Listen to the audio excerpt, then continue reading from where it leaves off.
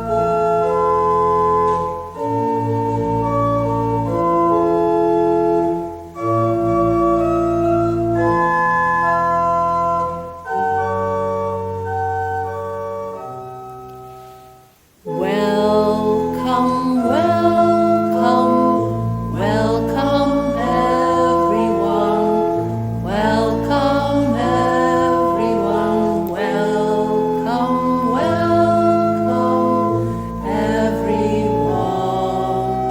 Enter this hall of honor.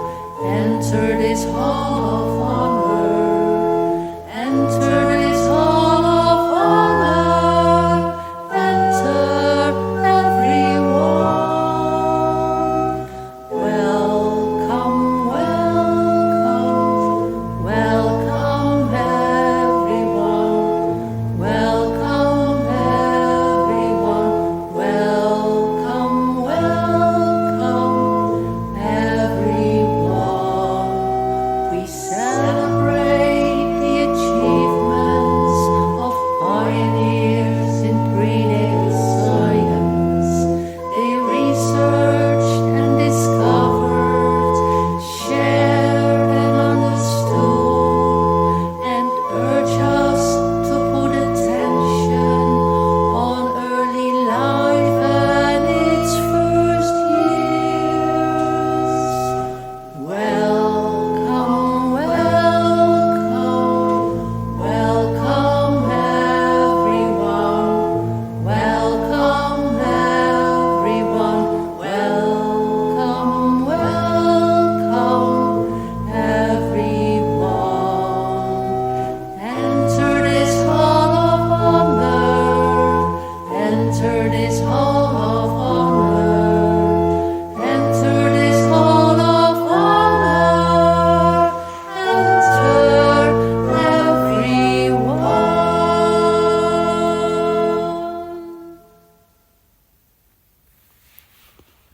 Then, Julie, thank you very much.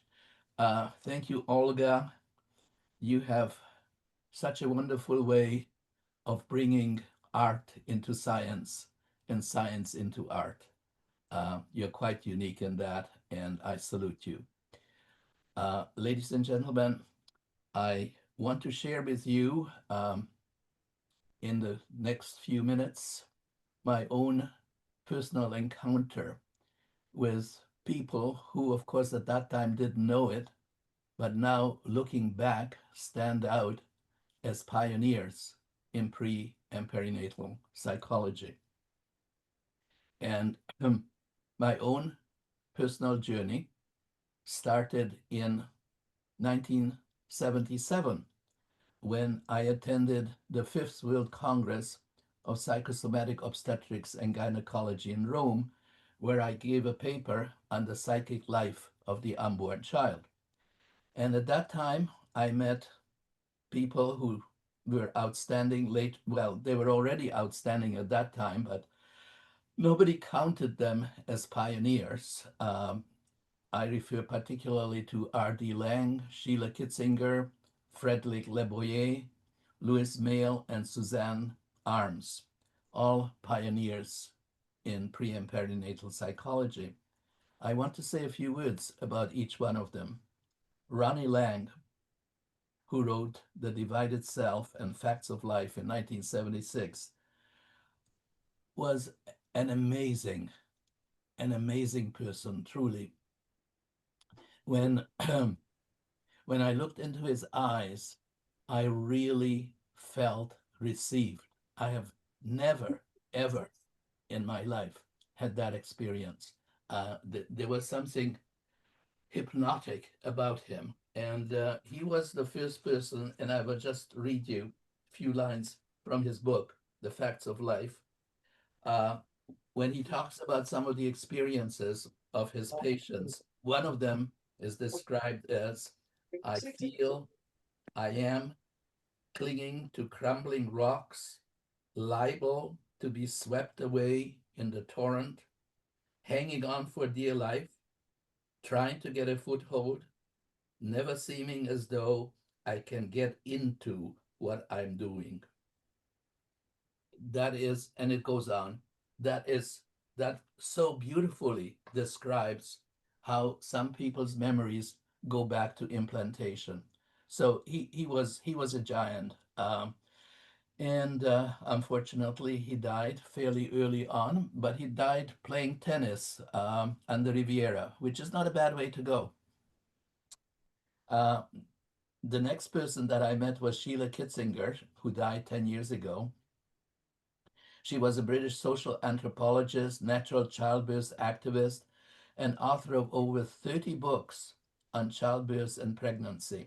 Her book that I recommend is The Complete Book of Pregnancy and Childbirth, published in 1980. An interesting little sideline about Sheila Kitzinger. I wrote her twice before our Congress in Toronto in 1981, and she never answered. So then I asked my wife to write her, and she immediately answered. She was quite a feminist. The next person that I want to tell you about is Frédéric Leboyer. His book, Birth Without Violence in 1974, revolutionized the process of birth, urging us to consider birth from the infant's point of view. He introduced water birth as preferable to the usual hospital birth. Some people found him very difficult. I did not, but that was some of the reports that I got about him. My next expedition took me to Salzburg in March 1978, giving a talk at the 5th International Congress of the ISPP. And that's where I met Gustav Graber. Probably none of you ever heard of him. Igor Caruso, Friedrich Gruss, Sepp Schindler, and Peter Fodor Freiberg. Now, it turned out that Peter and I were childhood friends, both of us from Bratislava, the old Czechoslovakia. He went to Sweden, I think, after the Second World War. I eventually went to Canada. He also became a very good friend of Ludwig Janus's, and perhaps he will tell you more about him. Short bios of the people that I've just mentioned, like Igor Caruso, Friedrich Kruse, Gustav Graf, can be found in Olga's excellent book, Prenatal Psychology, 100 Years. Pushing on, looking at my notes because I'm not good at memorizing things. So the next person that I met was Michel Audin, who I met in Paris at a meeting of the Société Médico-Psychologique in Paris, France. Michel Audin, of course, as you all know, I'm sure he's well known to all of you.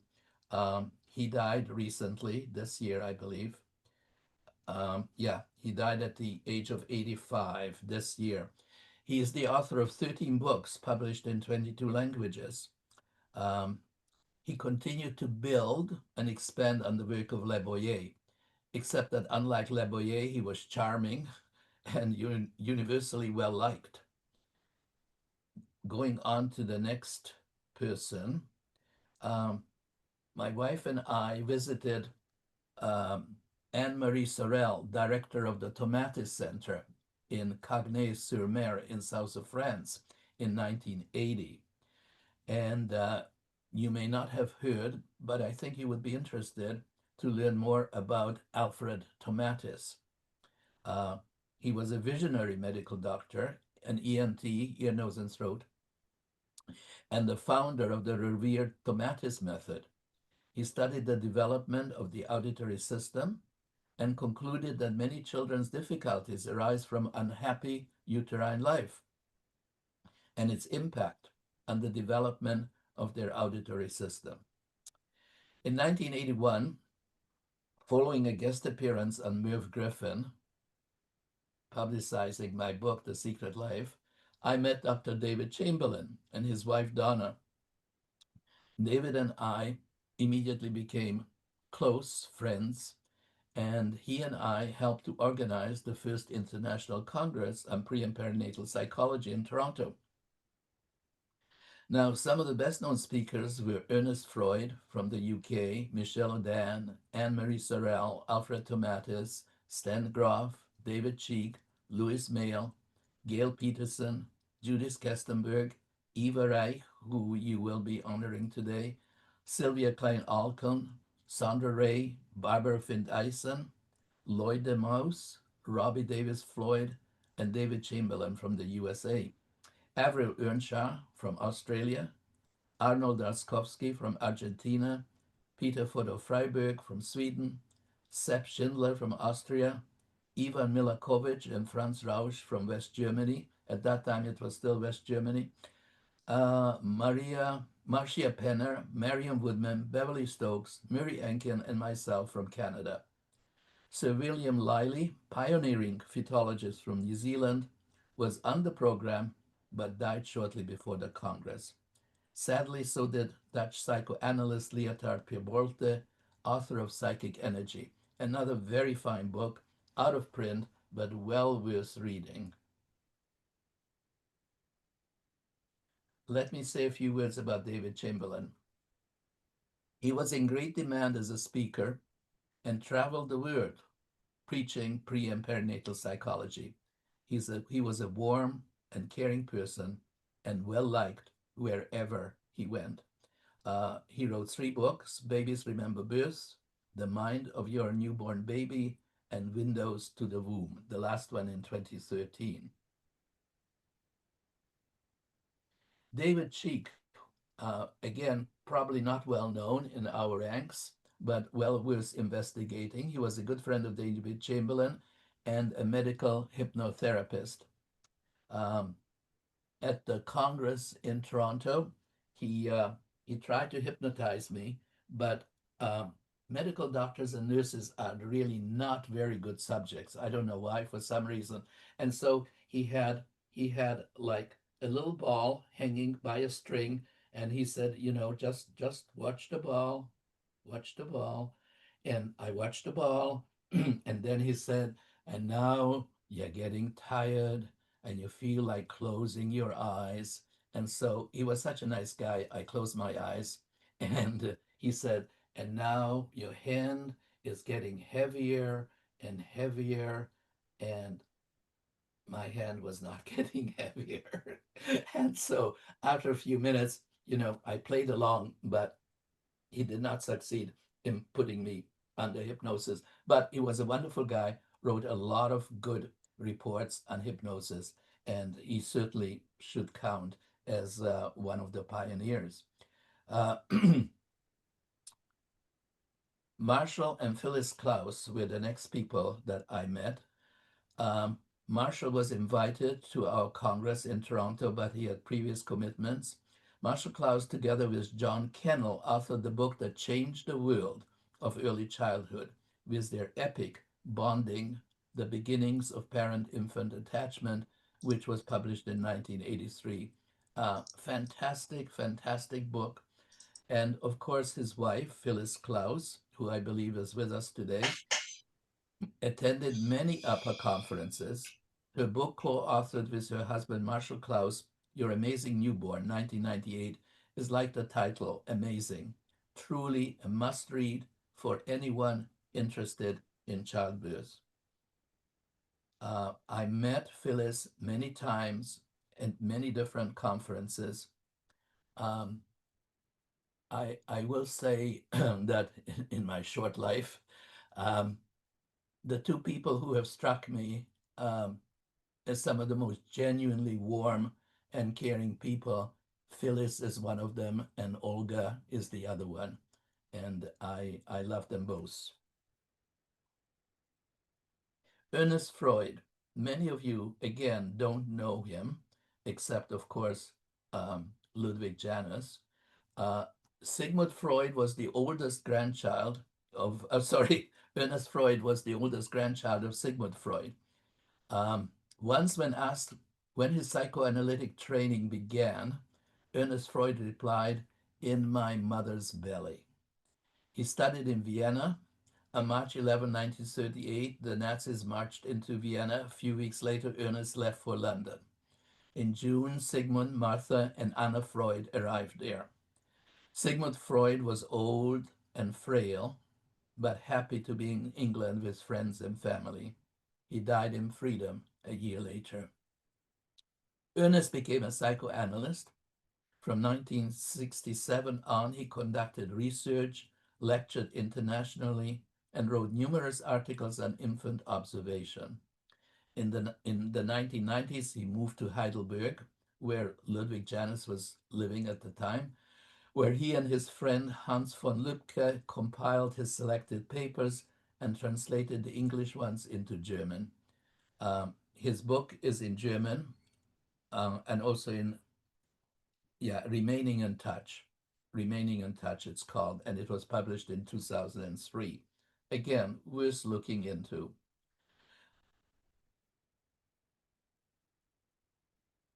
He was a lovely man, very much an English gentleman, and I was honored to know him. He died at the age 94 in 2008. Eva Reich. Eva Renate Reich was the eldest child of Wilhelm Reich, a well-known psychoanalyst who studied with Sigmund Freud. Wilhelm Reich had coined the term orgone, the orgone energy, from orgasm and organism, for the notion of life energy.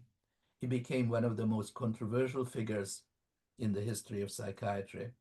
Eva moved to America in 1938 and continued some of her father's work and found recognition for developing her type of infant massage. Lloyd de Maus, very, very, very great man, founder of the Journal of Psychohistory, first president of the International Psychohistorical Association. De Maus published over 80 scholarly articles. His books include The History of Childhood, A Bibliography of Psychohistory, The New Psychohistory, Jimmy Carter, An American Fantasy, and The Origins of War in Child Abuse. An amazing man, should definitely be studied, deserves a lot of attention and our admiration. Stan Grof, one of the principal developers of transpersonal psychology and research into the use of non-ordinary states of consciousness. His book, Realms of the Human Unconscious, Observations from LSD Research, paperback in 1996, again, fantastic. He writes about the 4 distinct stages of birth, or what he calls basic perinatal matrices, and again, should be closely studied. Moving on, because I'm running out of time, Barbara Finn Dyson. I must mention Barbara Finn Dyson. She was founding member and vice president of the Association for Regression Research and Therapy. She was a founding member and served as the 3rd president from 2000 to 2002 of APA. She continued as a board member and contributed to the association journal. She was narrator and producer of 2 documentary films, Journey to be Born and The Psychology of Birth. Her book, Womb Prints, rather than take the academic route to explore her sessions with her clients, Finn Dyson provides the reader with the actual narratives of her sessions. So in that way, it is very easily accessible to the non-scientific reader. Marty Glenn, who died recently, was the person who was together with her husband started the Santa Barbara Graduate Institute. Marty and her husband tried for many years to have that institute accredited as a university, but no matter how many hoops they jumped through, there was always another one that the authorities put in her way, and eventually they had to declare bankruptcy and close down SBGI, which I think represents a huge loss to pre and perinatal psychology. Robbie Davis Floyd, very different from the other ones, a cultural, medical, and reproductive anthropologist, primarily known for her research on childbirth, midwifery, and obstetrics. Beginning in 1983, she has given over 1,000 presentations at universities and childbirth, midwifery, and obstetric conferences around the world, highly liked and respected, particularly by midwives and doulas. I have to skip. And my very good friend, Ludwig Janus, of course. I think we first met at a congress in Berlin, and we have been friends since. Ludwig, longtime president of ISPP, later renamed ISPPM, expanded the message of pre and perinatal psychology by organizing conferences beyond Germany, Austria, and Switzerland in places like Budapest, Moscow, and Athens. The Athens Congress was chaired by Olga Guni and her husband. So that's where I first met Olga. And I'm going to skip just to the end here.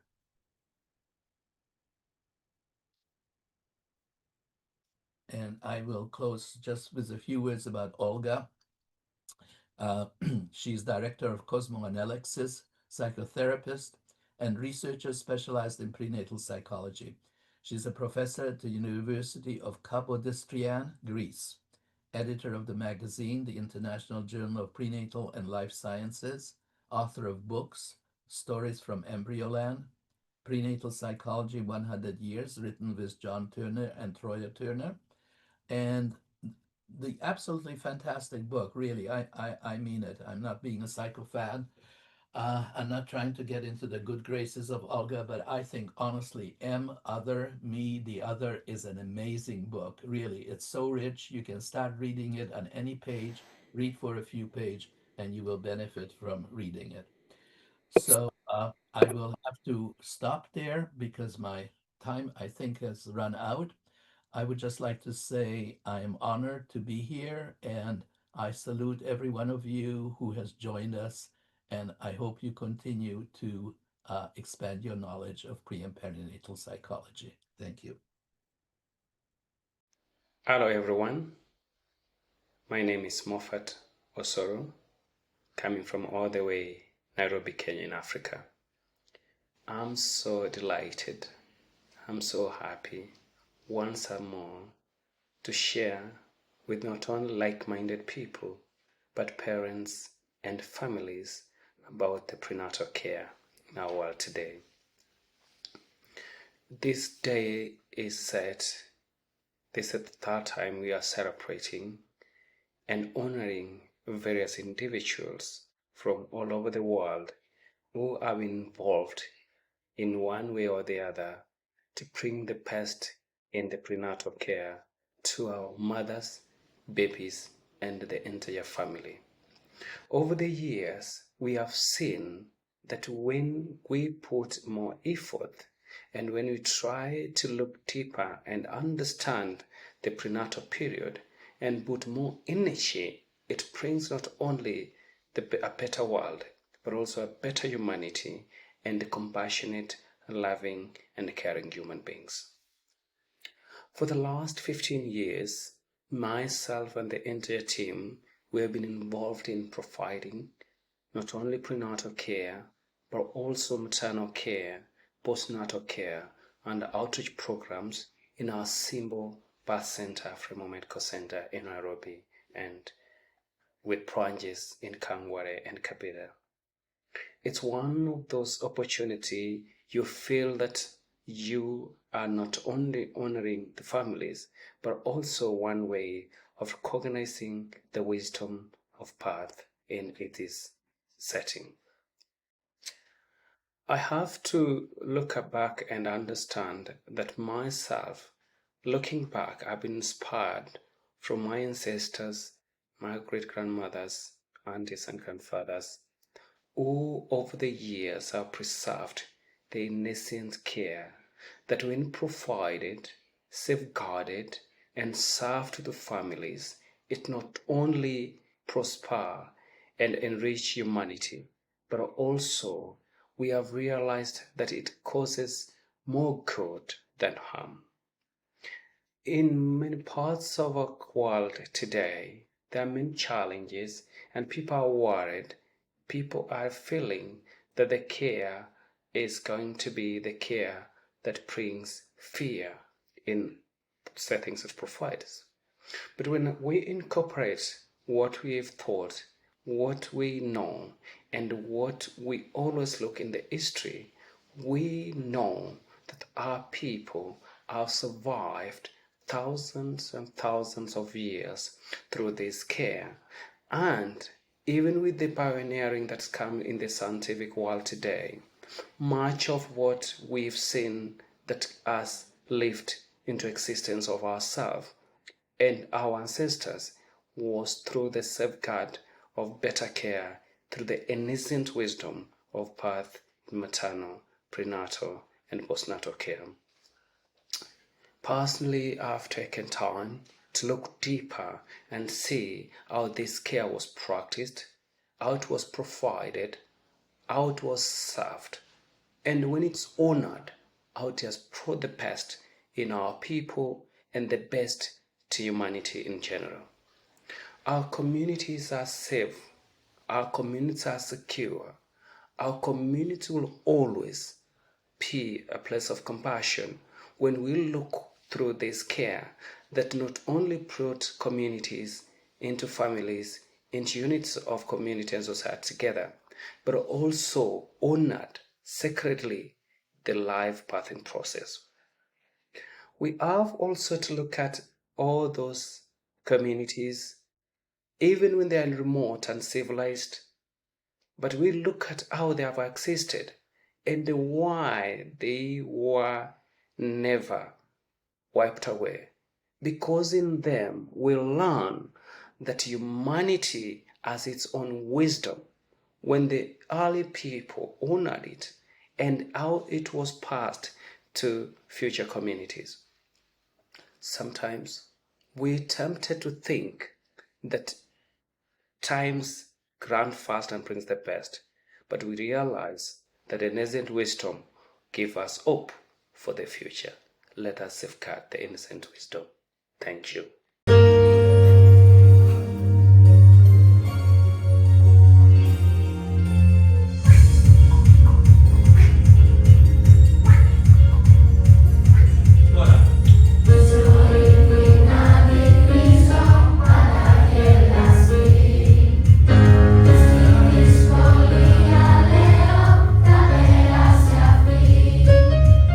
Venimos siguiendo el horizonte, cosmos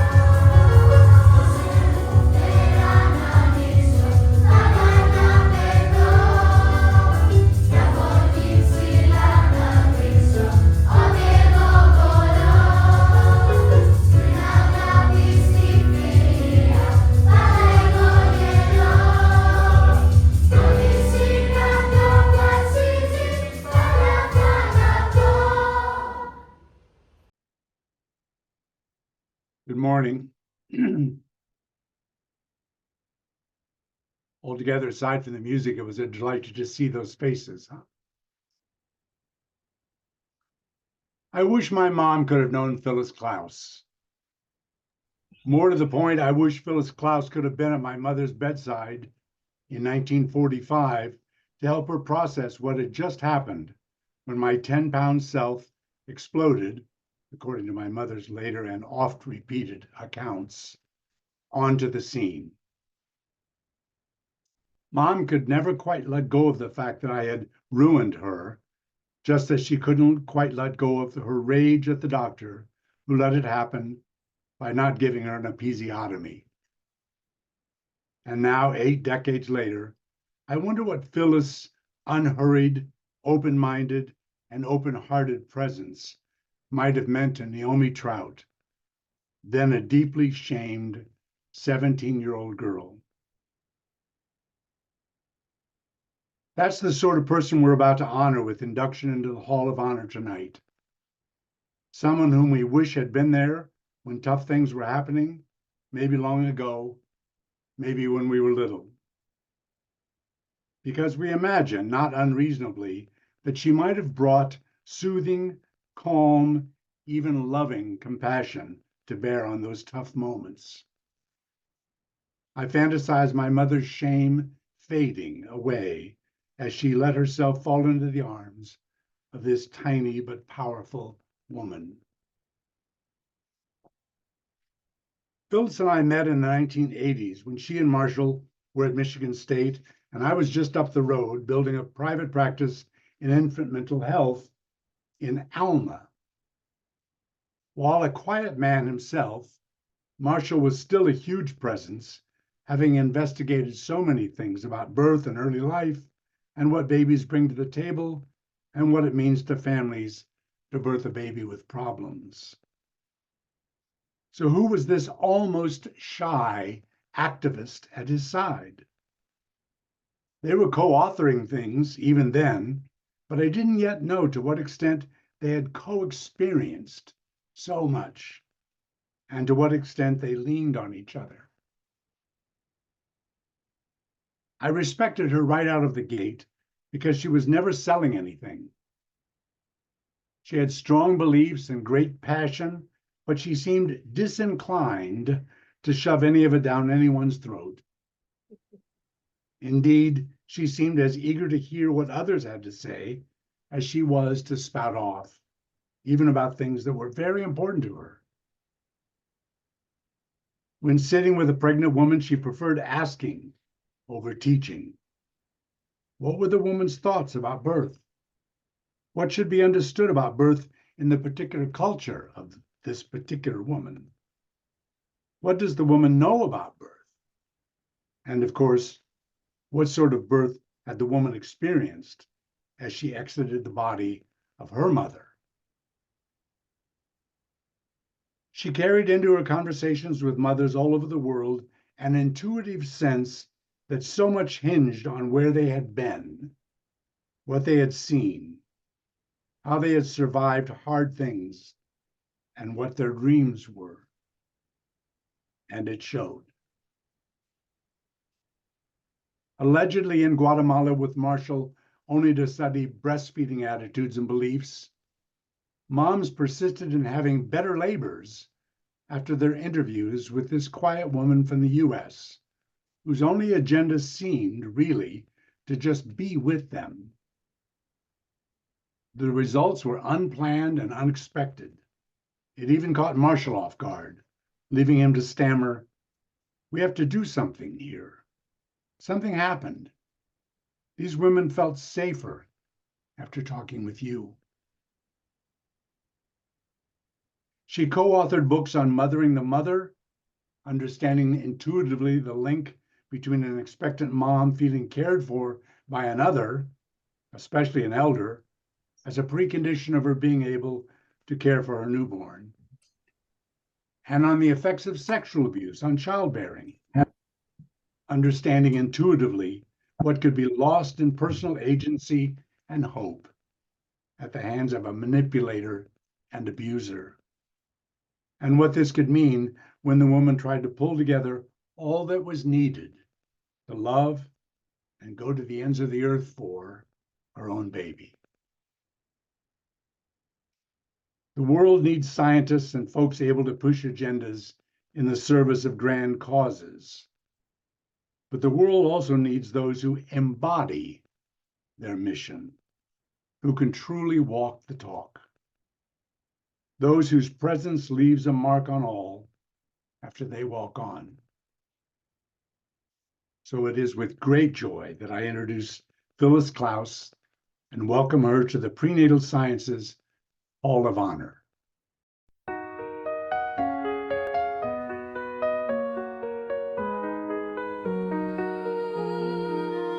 She watched the mothers quiet and near, noticed the moments others don't hear. A hand held gently, a tear in the night. She saw the truth and named it right. Phyllis, you taught us how to see the mother's needs, her dignity. From your vision, the doula was born to mother the mother, to weather the storm. In labor's silence, she felt the plea, that presence and care bring harmony. She honored the bond, so fragile, so true, and gave it a name the whole world knew. With eyes that noticed, with heart that knew, she gave her wisdom to me and you. A role, a calling, a gift of grace, a legacy time cannot erase. Phyllis, you taught us how to see the mother's needs, her dignity. Through your care, a profession grew. The doula's path begins with you.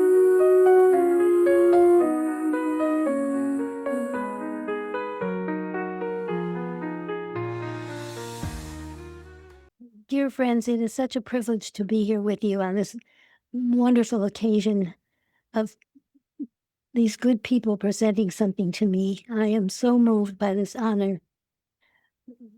That is really such a big meaning for me. The concept of prenatal, you take those words, it's every single thing in life is prenatal. When I think about how we affect each other at all these different points in life, it's very profound. And sometimes just a wave of a hand or the words, a word, two, hello, it's good to see you, to really see you, means so much to people when we think of prenatal, because it is all of us. It's all about life and beginnings and all the influences that our lives bring with them to every part of who we are, how we eat, what we say, what we do, what we wear, how we walk, how we think, where we want to go, where we want to come from, what do we want to heal from the past, what do we want to expand from the past. So this is a big subject, and I really was confused myself to what to start with. But maybe that's enough just to remind us. But because we're here specifically talking a lot about prenatal life, what does that mean, and how do we know about it? How do we know about prenatal life? That is really a question that I pondered for a long time.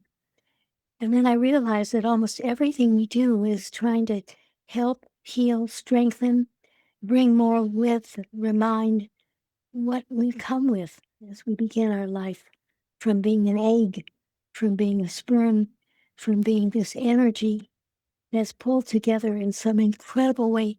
How many billions of people are there? There isn't anybody is exactly the same as anybody else.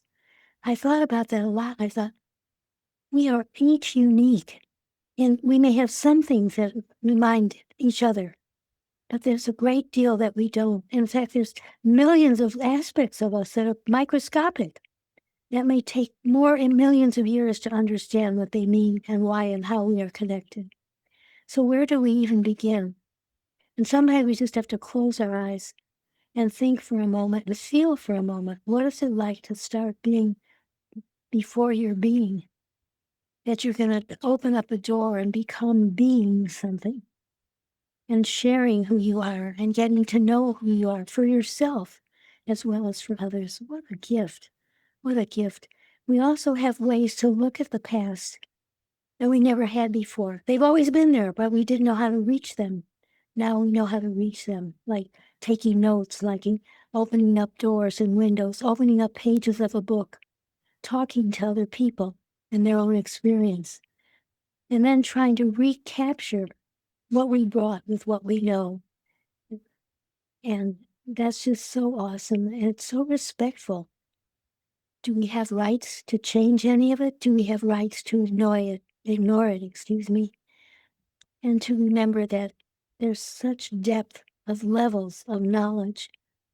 There's a lot of what we do is history, which is in these books and in other rooms of books and papers and records and words said. And sometimes we just have to stop for a moment and start to breathe and think of the qualities around the actual, what we call prenatal life, being inside your parent, your mother's body, the cells of your mother's and father's body that he put together to create the whole being. What do we call that? The zygote, or anyhow, I should know all those good names. But we get smarter and smarter with names, so we need to describe what's in the name and what we can learn about it and how we can help it be healthy, feel good about itself. Even if we don't understand it yet, we can always say, that part of you is going to take the best use of all the ways the things have come together to create you, the generations you come from, your mother, your grandmother, your great-grandmother, your great-great-great, and so on and so on. And what made me powerful about that is the other day I learned that we can actually discover what those many parts are. Not all, ever, that's so big, but some. And there's a method that's used exploring all of these layers of life experience. Thank you for just the gift of you being here, willing to open up to this beauty of who you are, your soul, your body, your spirit, your mind, your talents, so much of what you have to give. I'll be there being supportive. If you don't see me or hear me, just know that I know who you are and I'm looking forward to learning more. Let me send you a big hug and a kiss now. God bless you. Many blessings and many joys in your life in every dimension.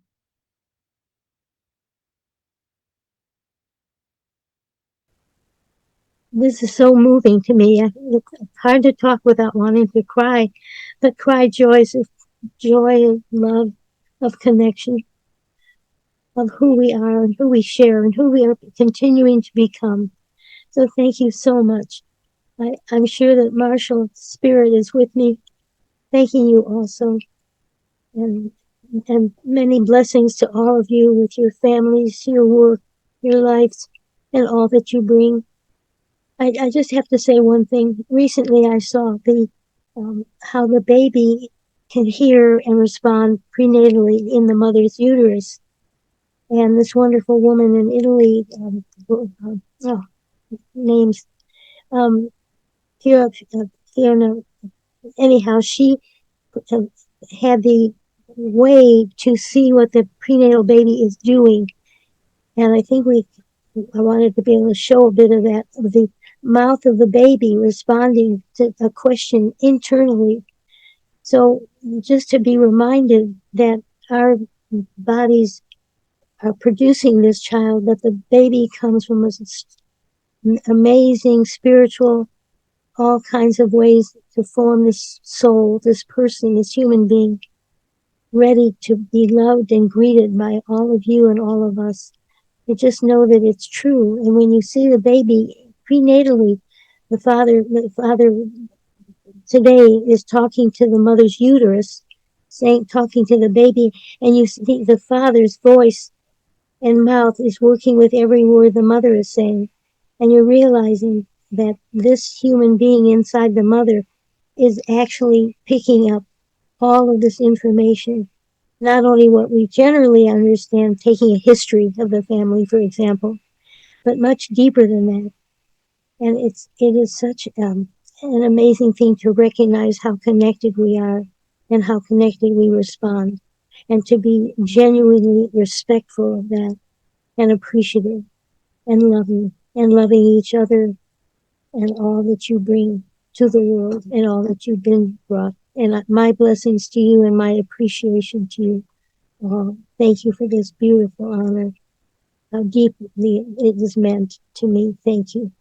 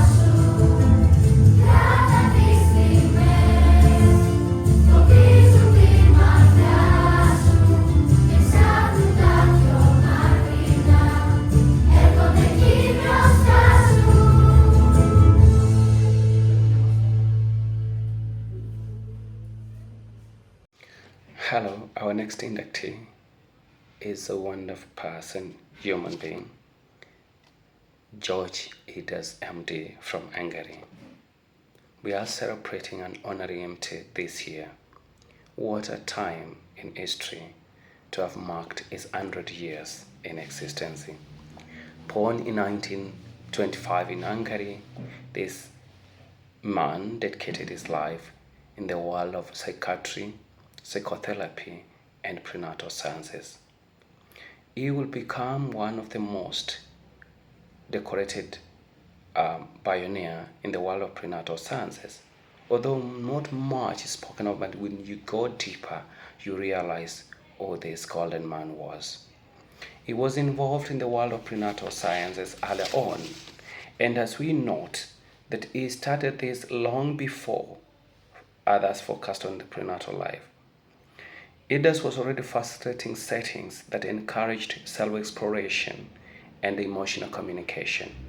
His pioneering of what would be called experimental groups parallels the later methodology of mother-fetus relationship analysis in both the aim to create a safe, guided relation space in the unconscious or preferable communication that can be serviced and worked with. We also note that this man left a legacy in the world of prenatal sciences. First, he noted fetus as a subject, recognized the fetus not as a passive recipient of maternal physiology, but as an active partner in the emotional life of the dead.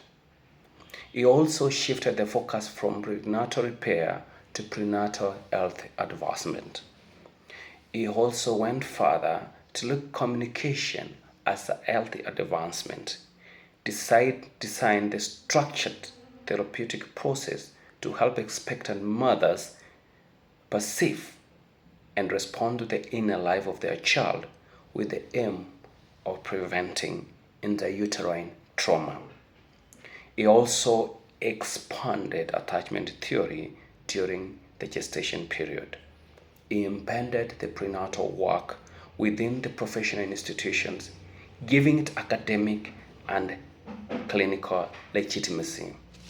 He also went further to look at the therapist's role, defining the prenatal therapist as both a facilitator and a catalyst, strengthening maternal identity and confidence before birth. He also looked at the observed benefits. Research and followed-up observation indicated that children whose mothers had engaged in MFRA were more open, curious, socially attuned, and resilient. He inspired an international community of therapists, parents, and researchers to honor and engage with the lived experience of the unborn child. So today, as we celebrate this man, we want to put what he taught us into practice. We all know that what he taught is evidence-based, and over the years it has proven in the prenatal world that it can bring the best in us and all we do in the world of prenatal care.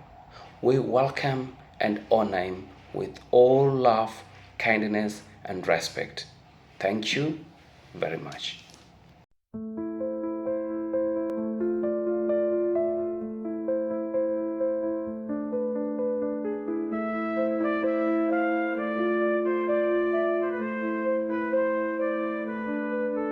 In Budapest you found your way to shadows where the night could stay. From wars long ago you came to see the earliest bond shapes destiny. With rough eye you shapes the art of mother fetus talking heart to heart. You showed the world prevention's grace by healing pain before it had a place. You built the paths where few had gone, where psychoanalysis could carry on. From Ferenczi's torch to Tünderhegy's hill, you led with vision, warmth, and skill. György Haidas, you opened the door to life's first love and so much more. From silent depths, you taught us to hear the unborn heart so close and still. Your weekends brought the learning wide, beyond the city, countryside. And in each session, quiet and true, you gave the mother her child's first view. György Haidas, your work will stay in every bond that finds its way. From womb to world, the seeds you've sown grow in the love you've always shown.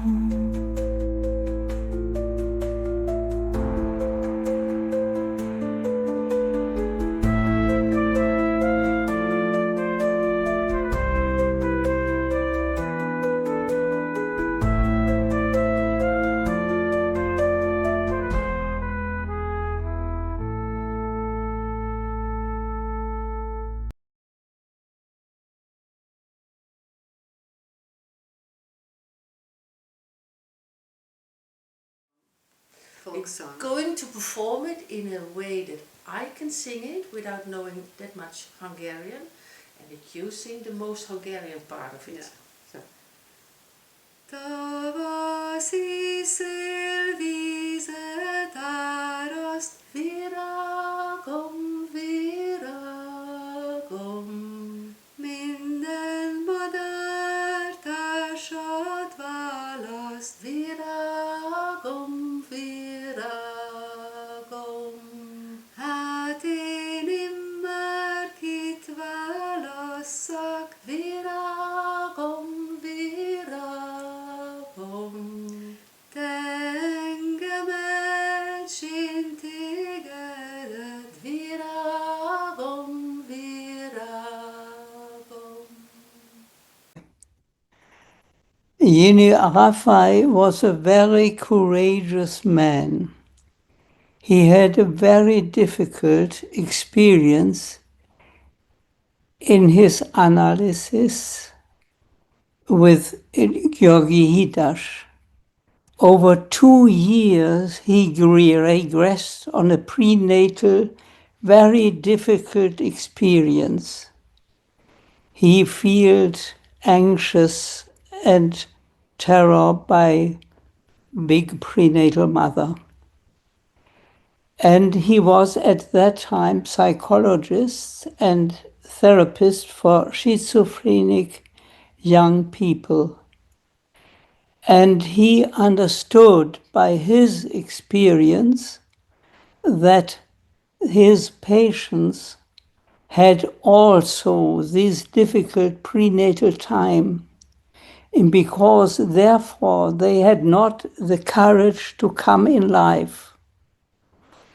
But by the support of György Haidas, this wonderful man we saw before, he was able to digest these difficult experiences. And because he had such big energy, he had the consequence to support mothers becoming mothers during pregnancy. And first he thought that will best be done by financial things.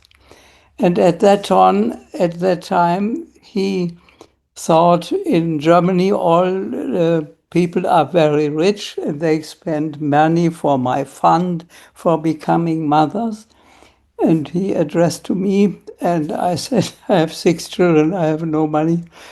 Therefore, he reflected what to do now. If there's no money, we have to think how to support mothers. And I think there were discussions between Hidash and Jenny, and they had the idea to support by relation, by bonding before enabling mother to bond with the child before birth. And that was the birth of bonding analysis. It's supporting early mother-child relationship before birth. And at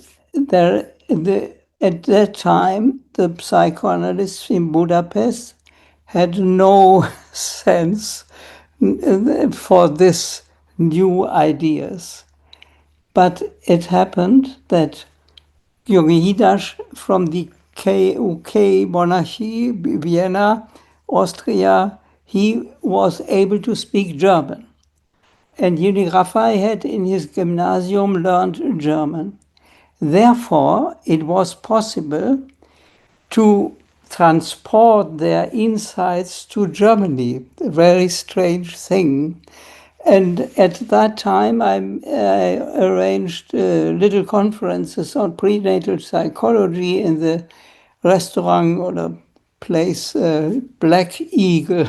And therefore, they came to the Black Eagle and hold a lecture about the prenatal roots of schizophrenia.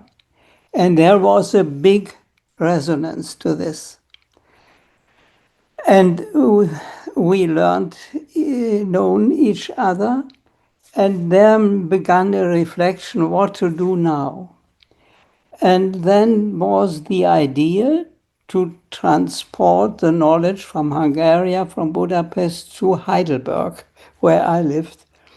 And we planned a course on supporting mothers before birth in their relation to their child.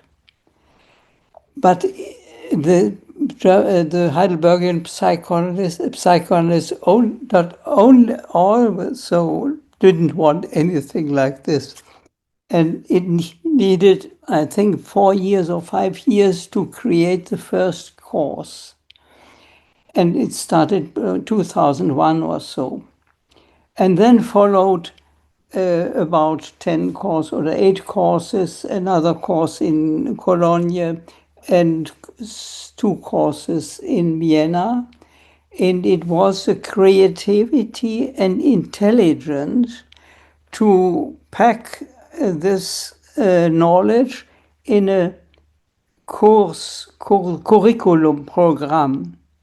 Over 19 weekends, mostly Rafai, but partly also Hidas, came by flight from Budapest to Heidelberg, to Frankfurt, and then to Heidelberg.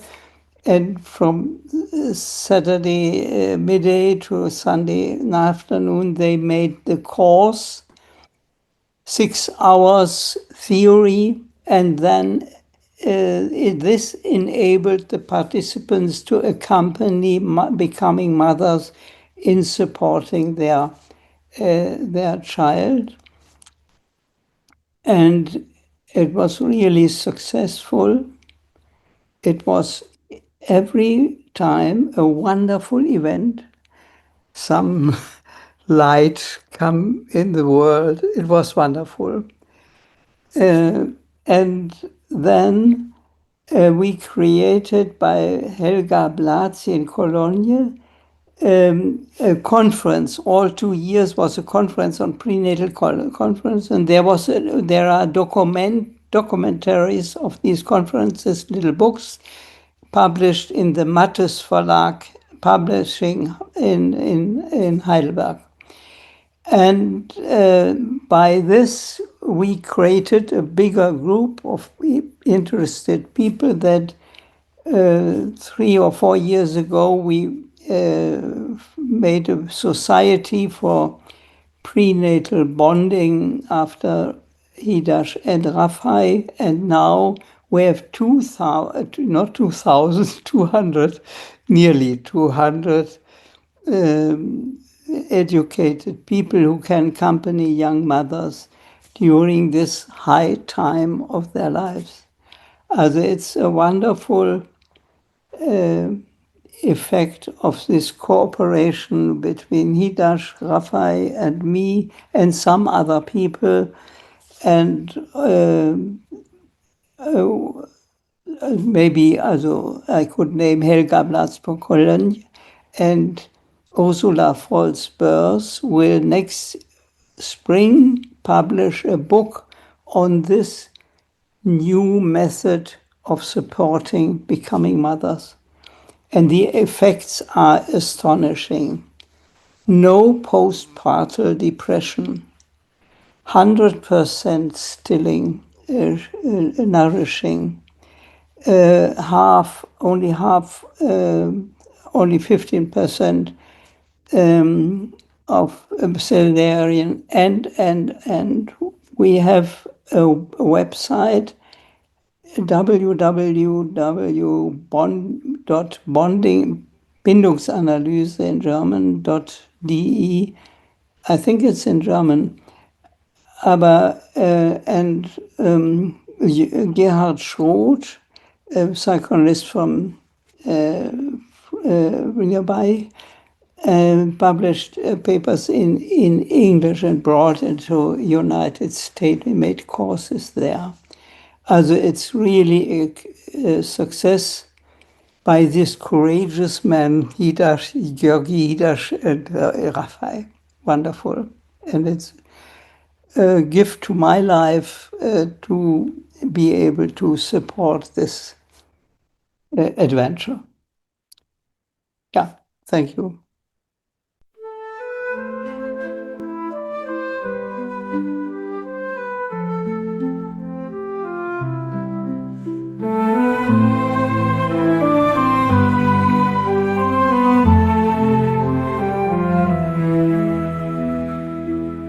In a time of silence, shadows doubt, no books to turn, no clear way out. He walked the halls where sorrow stayed, with quiet hands and hope that prayed. To troubled minds the world had lost, he offered care and paid the cost. He dreamed their pain could find release, that every soul deserved some peace.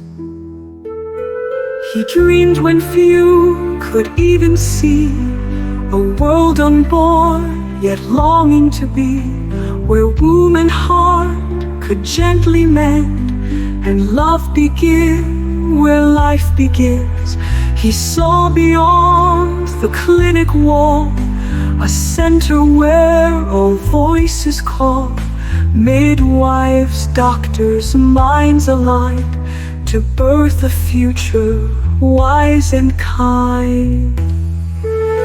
Though young he left his roots run deep in every bond that silence keeps, a thread of hope, a healing art, his legacy, a living heart.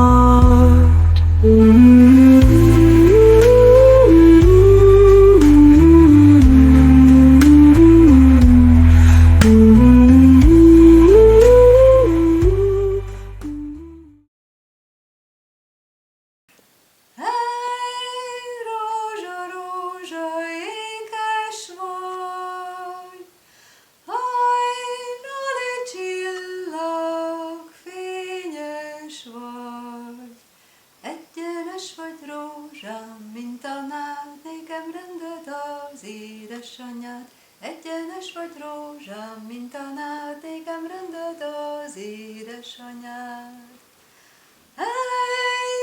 Élet, élet, bús élet, mivel vagyok adós te néked. Minden adósságom ne rom, csak a kedves rózsám nem adom, minden adósságom lerovom, csak a kedves rózsám nem adom. Hi everyone, I'm sitting here with Marianne. She's from Hungary and she just sang a song for us all, but especially for you, Agnes. And I'm inviting her to tell something from her about Hungary. Hi Agnes, I'm Marianne. You don't know me, I don't know you, but I have seen you on a video, and I know what you do. And I sang this song especially for you because I'd like to connect through this song. I was born in Hungary. I came to the Netherlands when I was 28, but I grew up in Kecskemét, and I sang all my life, from children's songs to lullabies and anything actually. And I really like Hungarian folk music. Yeah, and I've heard you singing, and we have done some little crying about the songs. We laughed, and it was so wonderful to feel how music deeply brings you to your feelings and to your emotions, and also to connecting with a world which is not in words but in what the music is. So it can bring you back to your home, to your country, but also it can bring you to the baby, and that's why I think music is also a way to do prenatal bonding with sound and with expression of feelings.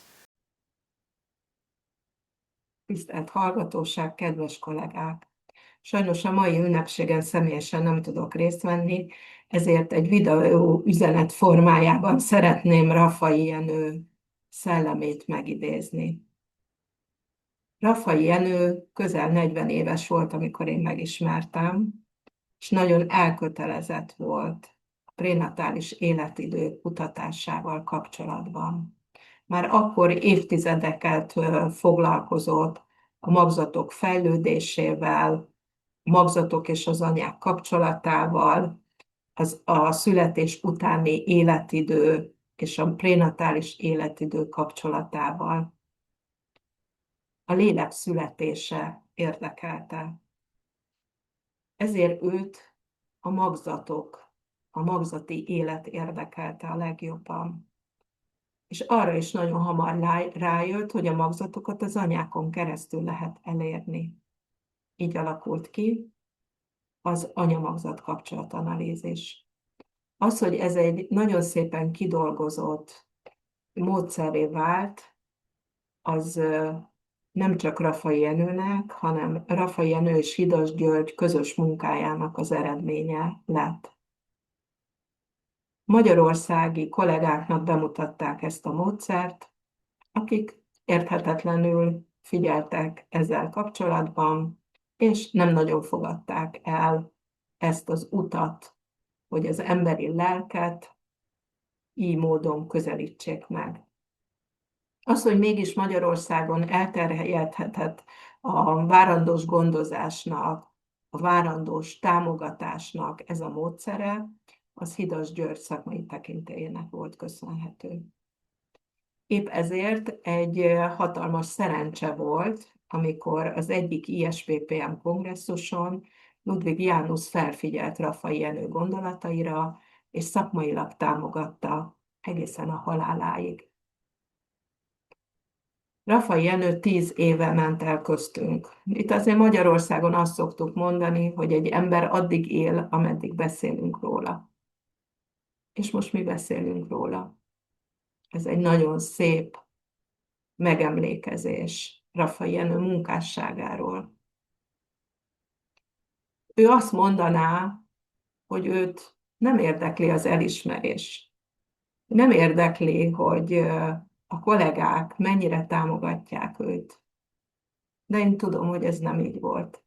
Neki nagyon-nagyon fájt, hogy Magyarországon nem fogadták el, és nagyon-nagyon örült annak, hogy a nemzetközi tudományos körökben viszont egyre inkább neve lett. Épp ezért azt gondolom, hogy ez a mostani ünnepség, ez a mostani díj nagyon-nagyon sokat jelentene Raffai Jenőnek. Ezért én nagyon hálás vagyok ennek a közösségnek, hogy Jenő halála után 10 évvel még mindig tudunk erről a módszerről beszélni. Ennek köszönhetően egyre több országban elérhető az anyamagzat kapcsolatanalízis képzése. Ennek következtében egyre több kismamához tud eljutni ez a program. Nagy hálával és köszönettel tartozom ennek a szakmai közösségnek, és köszönöm, hogy ebbe a fantasztikus körbe Rafai Jenő is bekerülhetett. Megrakják a tüzet, mégis elaluszik, nincs az a szerelem, ami el nem múlik. Zachte, tedere woorden, gezongen, gefluisterd, alleen maar voor jou. Behoedzaam strelende handen vertellen dat ik van je hou.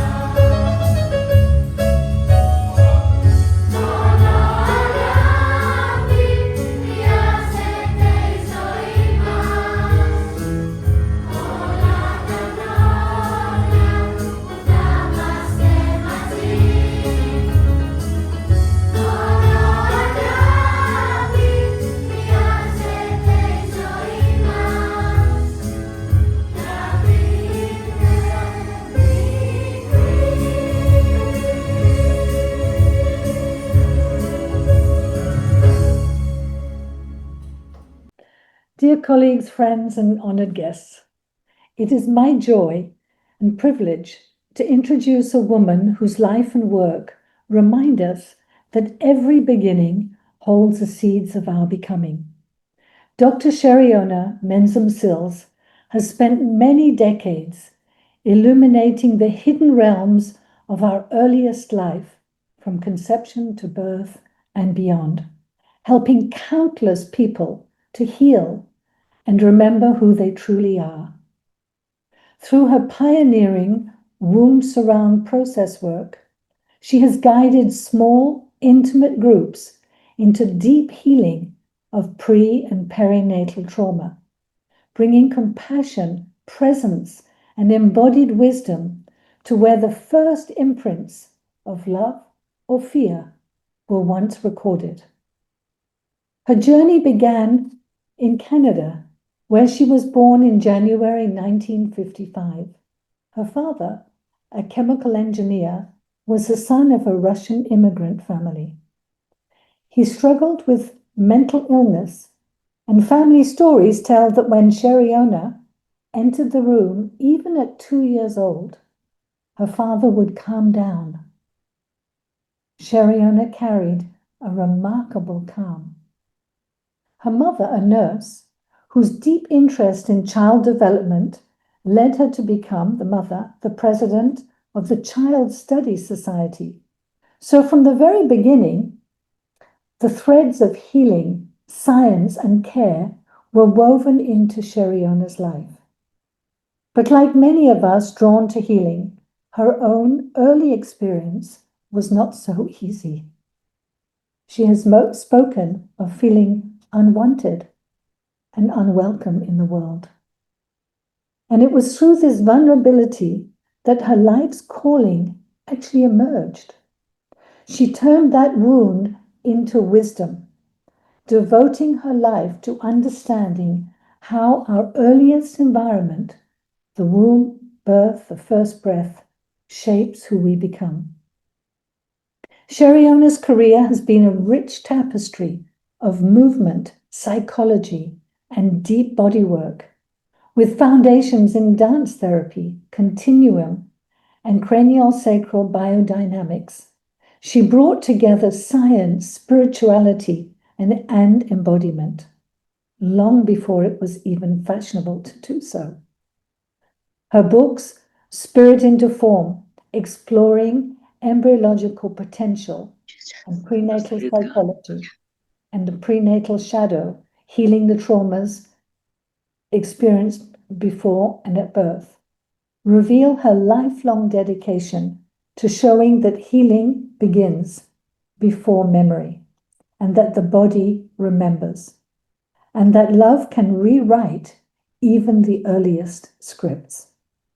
When she moved to the United Kingdom, Sheriona continued this work alongside her beloved husband, the late Franklin Sills, a pioneer in biodynamic craniosacral therapy and a teacher revered around the world. Their partnership was a meeting of profound minds and open hearts, two visionaries walking together in service to humanity. His recent passing marks a deep transition in her journey, yet she continues to teach, guide, and hold space for healing with grace, humility, and immense love. Today, as we honor her decades of devotion to understanding the vital importance of our earliest experiences, we also celebrate the courage it takes to live one's truth, to transform personal pain into collective healing. Please join me with warmth and gratitude in celebrating Dr. Sheriona Menzum-Sills, whose presence and teaching continue to touch hearts, awaken minds, and remind us that the way we begin life shapes the world we create. Congratulations, Sheriona.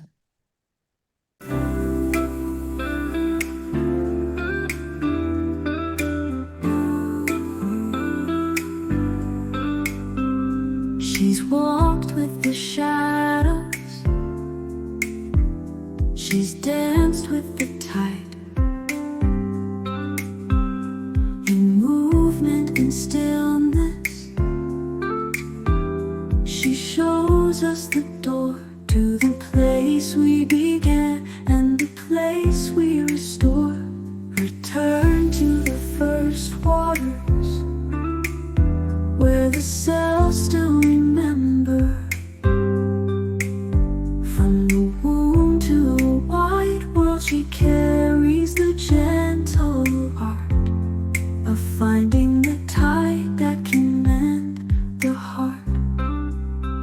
She brings the unseen into touch, into breath, the embryo storing, they living not left. Each spiral, each folding, each opening call.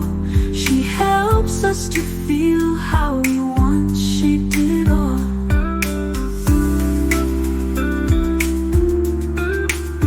How we once shaped it all.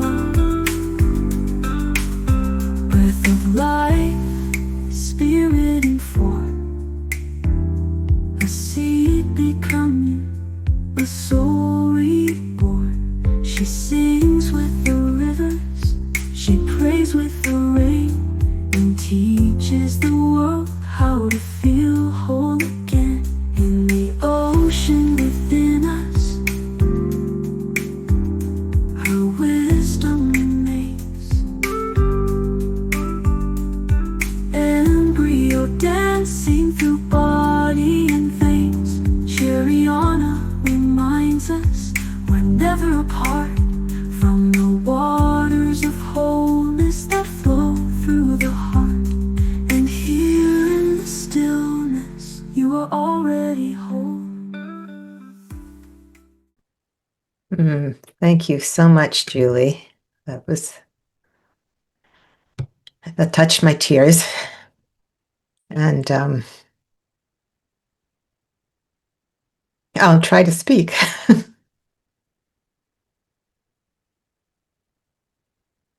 I've been feeling very deeply touched by all the words and the songs that have already happened here. And when Julie contacted me to let me know I was being inducted today, I felt surprised and humble and deeply honored, which I still feel. I think of myself as belonging to a generation that's younger than many of those who have already been honored, many of whom are and have been my mentors. And so I don't quite understand how I've gotten to be here. How does time pass? And I suppose I'm not so young anymore and becoming an elder myself. So, and as Julie mentioned, my dear husband, Franklin Sills, recently passed away. It's still very fresh. It's 3 months ago.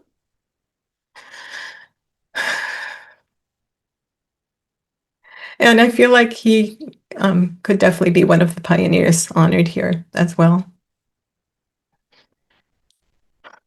It's an interesting time for me to be doing this, because for the last 3 months especially, my focus has been so much on all that he brought and has taught and gave to the world and gave to me. And I think today you're more interested in what I bring. So I'm shifting focus to the best of my ability. But he's one of the giants that I feel standing behind me. And so my strongest feeling of how to use this time is to honor those upon whose shoulders I stand and I dance to the best of my ability.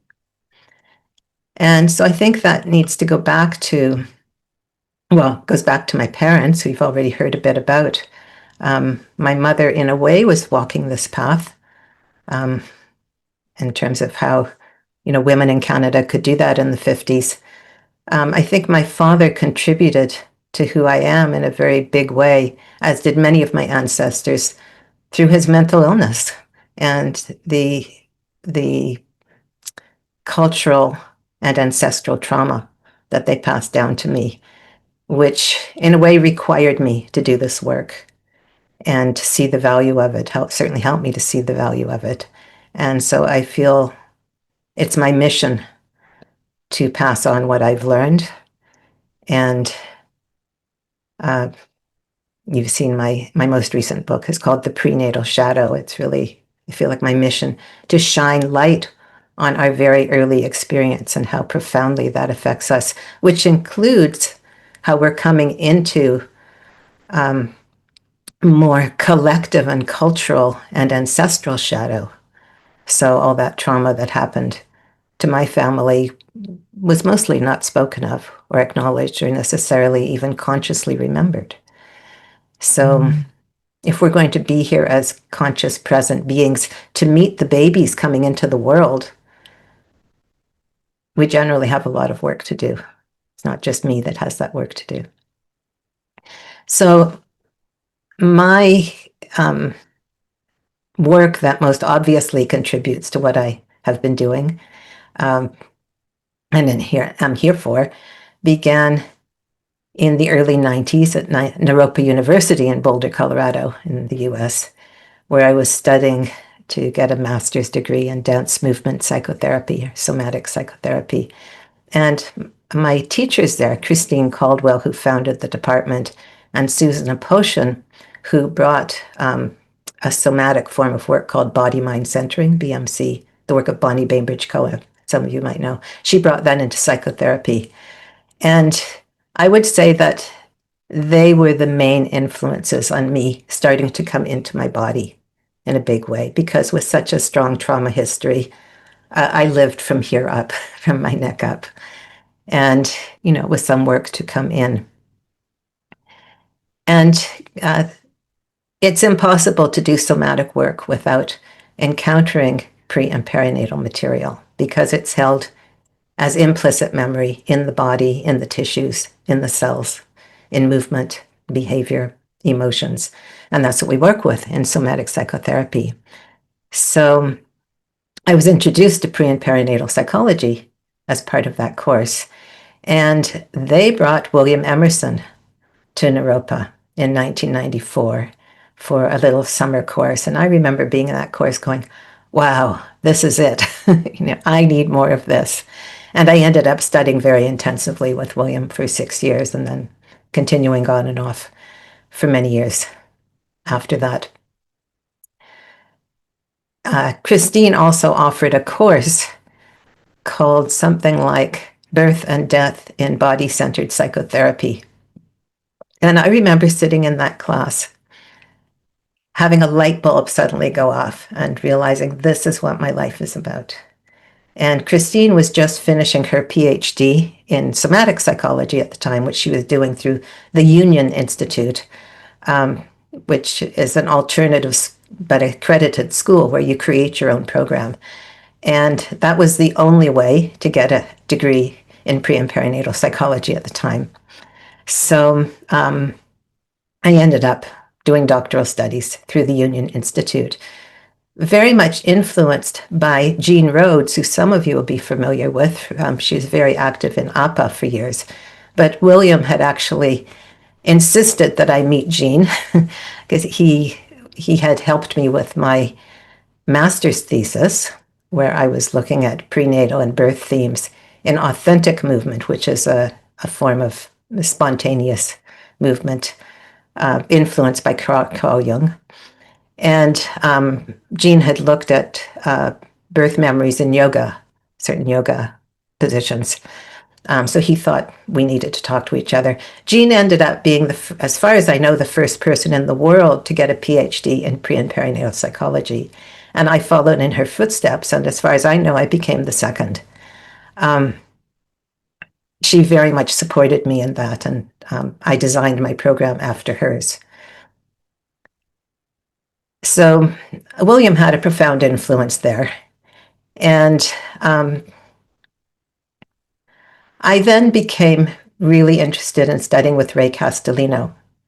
And Ray required people to have some experience in biodynamic craniosacral therapy because he saw the deep listening and respect, the relational respect, and the ability to perceive and to rest in subtle energetic rhythms as essential for meeting babies and birth.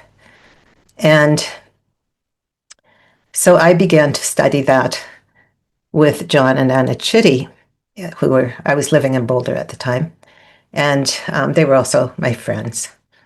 And I have to say that Anna became a role model for me for how to, what I felt was to establish a field of unconditional love. I thought, I want to do that when I grow up. And I was in my 30s at the time, supposedly growing up, but had a ways to go. And John and Anna introduced me to Jaap van der Wal, who became one of my mentors. He's, if you don't know him, an amazing Dutch physician who specializes in embryology and anatomy. And I consider him a spiritual embryologist. And I had already been teaching embryology through dance and movement for some years when I met Jaap. But his ways of looking at things were so new to me and really expanded my understanding. And he also, later when I was writing Spirit into Form, he agreed to write the foreword and just so generously taught me so much through that process. So I'm incredibly thankful to Jaap. And I saw embryology as essential for my understanding in pre and perinatal psychology because I could see that as little ones, we are learning through our bodies, and our bodies are constantly changing. Something that's become very important to me is how we learn before we have a brain. It's already been alluded to here today. But people are always asking, or not believing that it's possible to have any kind of learning or experience before we have a brain or a fully functioning brain. If we look at that, how many of us have fully functioning brains? But we seem to function.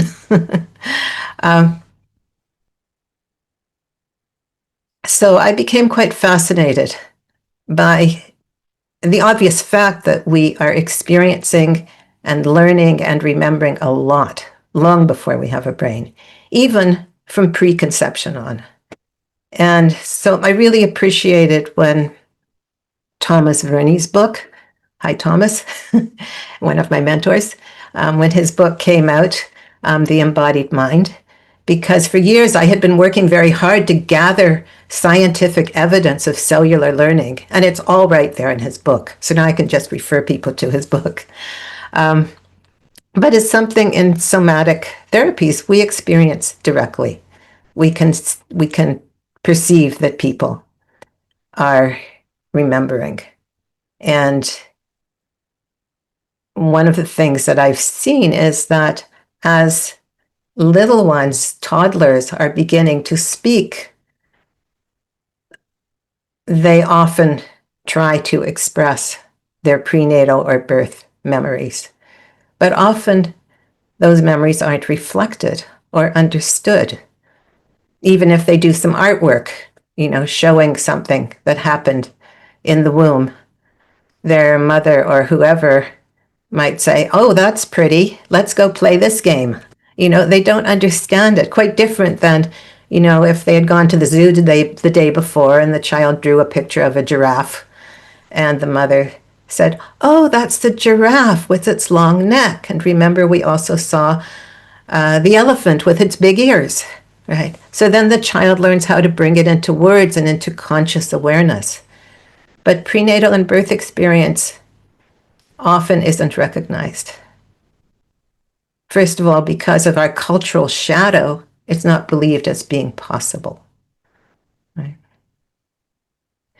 So I think I'll say more about that in a moment, but there's a bit more of my history that's important here, which is that John and Anna also introduced me to Franklin Sills, who was Anna's teacher. And we didn't know at the time. They were introducing me to my husband to be. Took a few years. But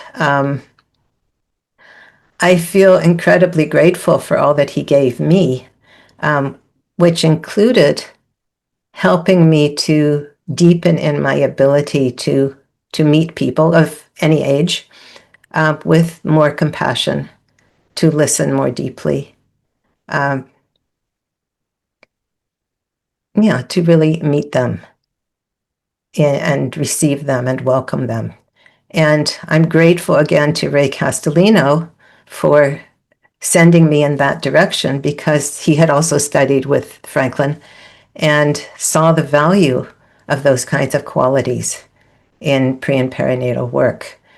And dear Ray, who I studied with very intensively for years, he has really helped me to understand, and I hope to embody, the value of welcome. He worked with a series of principles which they establish and maintain safety, and I do the womb surround process workshop work that he developed with a few other things added in that I've since gathered. But welcome is the first principle, because we all need welcome from the very beginning, even before conception. So, yeah, I learned so much from Ray, and I don't have time to go into it all here, but I really feel to name him here. I think the only other thing that feels important to say right now is that I feel strongly and appreciate that our world seems to be coming out of some of the shadow that we've been in. And, the fact that our field is blossoming, I think prenatal experience is starting to come out of shadow and come more into consciousness, be more accepted. And we've heard a little bit about the history of that already today. I see it in other areas too, of cultural and collective shadow, which is being named more, but we see things like the Me Too movement and the feminine beginning to be accepted in our modern Western world, where it's been so suppressed and denied and belittled. And things like Black Lives Matter. There's a lot that's coming out of shadow right now. So I celebrate that we're all here and bringing the so important formative time of our very early lives out of shadow into the light. And that's really my mission. And I thank you for being part of that mission, as far as I can tell. And I especially want to thank the board and all the organizers and for creating this, and Olga for your amazing vision and all the hard work in bringing it into fruition. And thank you all.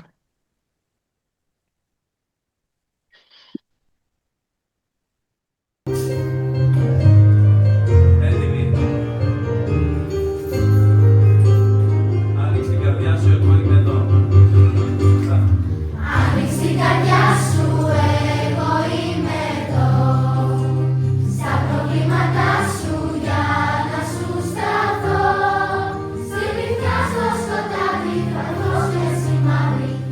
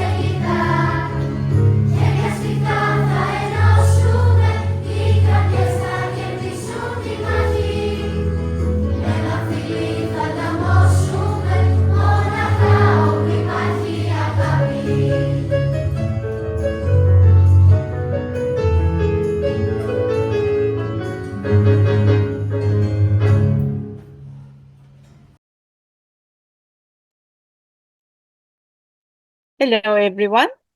I hope you hear me well. I am here to introduce Matthew Appleton, and very honored actually to present him as my trainer and also as my friend. So let me introduce him a little bit. Matthew Appleton is a registered body psychotherapist and craniosacral therapist living and working in Bristol, England, and Budapest, Hungary. He is the co-founder of Conscious Embodiment Trainings and developed integrative baby therapy, which he has been teaching internationally for the past 15 years. In this time, he has also facilitated many workshops and courses for adults to explore their prenatal life and birth experience.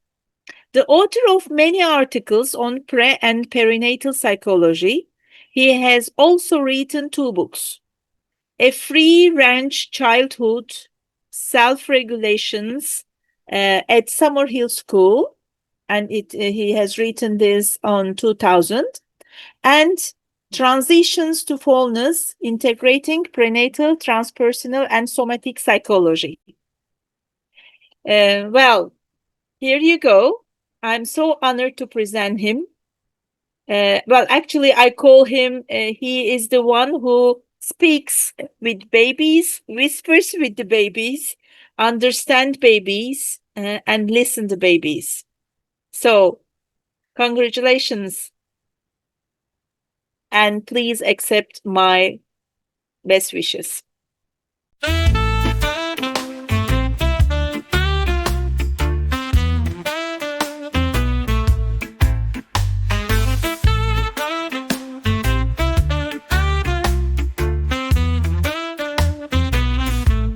In Summerhill's fields, you learn to see that freedom and trust set children free.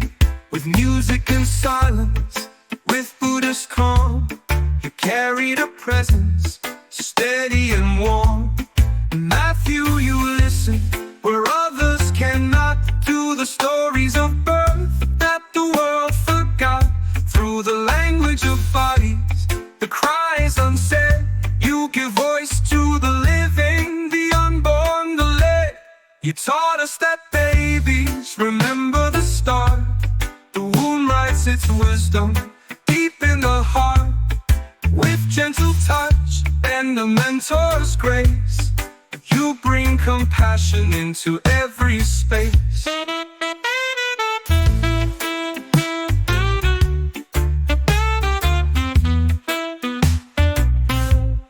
Not just a healer, but a guide of the soul. You weave the fragments to make us whole. In a culture of chaos, you teach us to see that every child holds humanity's key. Matthew, you listen where others cannot, to the stories of birth that the world forgot. Your legacy whispers, your wisdom will stay, guiding the children who light our way.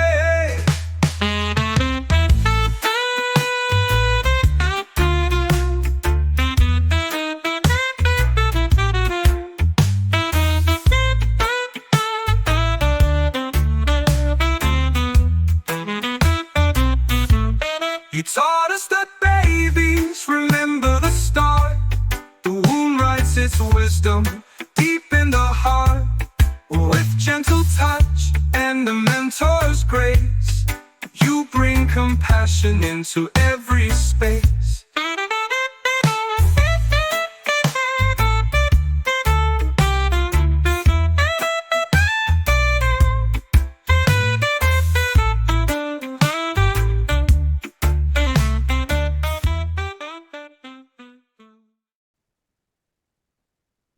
Thank you, Neshe. Thank you, Olga, and everyone on the board for arranging this. I don't know where you got all those photos from. Did you hack my phone? That was quite unexpected. So thank you. And thank you everyone for being here today. It does feel an honor to be inducted or abducted, I'm not quite sure which, into this lineage. And just to see so many of the pioneers of this work who've gone before, like Ludwig and Thomas.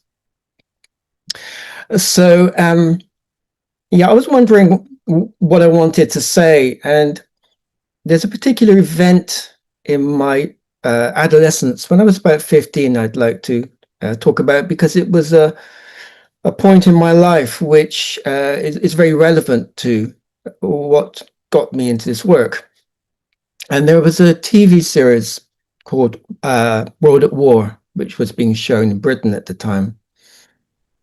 And I remember seeing the photographs and the film from the concentration camps, and seeing these faces of these deeply traumatized people looking through the barbed wire. And I had an experience. It wasn't a thought, it was just a deep, deep knowing that the essence of what was looking through their eyes is exactly the same as what is looking through my eyes. And it was a profoundly shaking experience. And then a similar thing happened in the next episode, where I saw video of the Nazi youth doing their calisthenics. And the same understanding came that what was looking through their eyes was looking through my eyes as well. So could I truly say I would behave differently in a particular situation than in either the victims or perpetrators of these events? So this provoked a deep question of how are we shaped? And I became very interested in child rearing, which took me to Summerhill School. And for those of you who don't know, Summerhill was formed in 1921 by A.S. Neal, an educator, who was kind of curious about if we gave children freedom to be themselves, what would they show us about human nature? And the prevailing idea then was, as it is to some degree now, that children are savages who need to be tamed. So in this school, the children didn't have to go to lessons. Everything was decided democratically in meetings. And really the idea that Neal had was, if we put the emotions first, the intellect will look after itself. And I spent 9 years working as a house parent at Summerhill.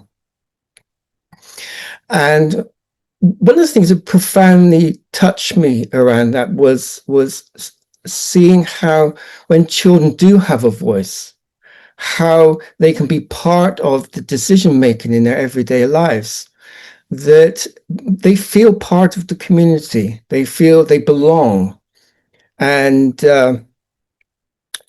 just seeing children go through very strong processes, often going through quite antisocial stages, as they came out of more conventional schools before they settled into really good citizens within the community. And that, as I was there, my inquiry deepened more. I trained with organ therapists, trained in the work of Wilhelm Reich. Reich was a friend of Neal, so there was quite a lot of crossover there. And so it's very body-based therapy, where I had experiences of very early memories. And I also trained as a craniosacral therapist, and began working with babies initially as a craniosacral therapist. And Cherione, I really want to honor Franklin as one of my teachers, a really beautiful, profound teacher. And so yes, he belongs in this lineage as well. And then I was doing the work with babies, with families for some years after I left Summerhill. And then I went on a workshop with Carlton Terry, and many of you will know Carlton. I think Carlton may be here today. And really that experience of deepening into the really, really early embodied experience of the prenate, just opened up this whole world for me. Everything I was doing had a much deeper level as we began to really look at these formative patterns of how we become who we are. And I remember the statement from Eva Reich as well, that peace begins in the womb. And I truly believe that. I truly see that the very early conditions are the foundations on what all our childhood and later experiences are then built. So if we begin to pay attention to the foundations, then we can help children to grow up into a much freer sense to themselves in their bodies, in their minds. And one of the things we really saw at Summerhill, and I think it's really true of us as human beings, we are pro-social.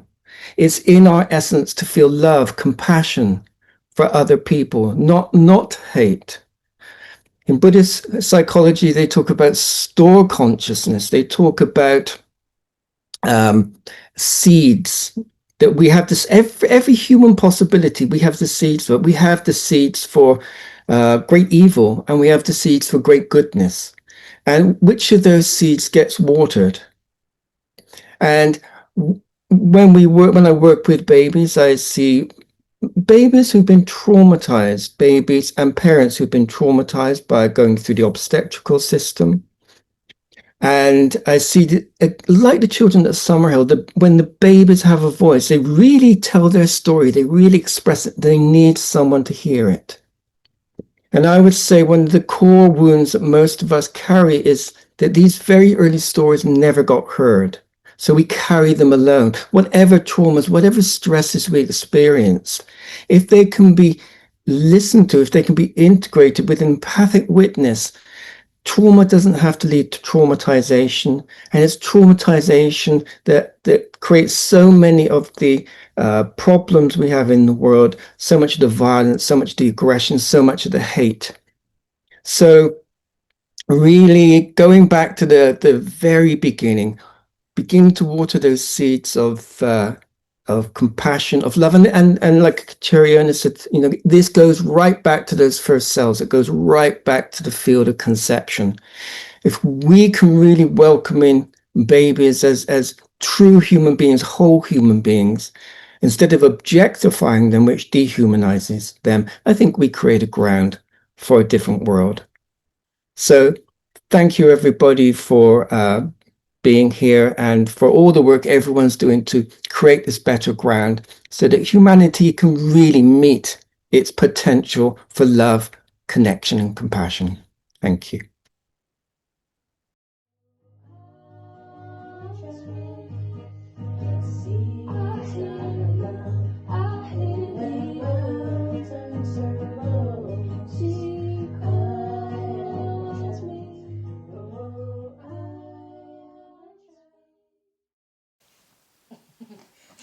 Zo'n camera.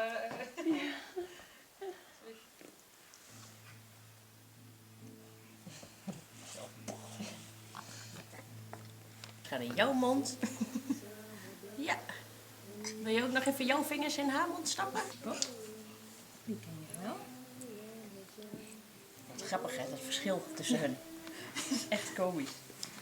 In het begin ben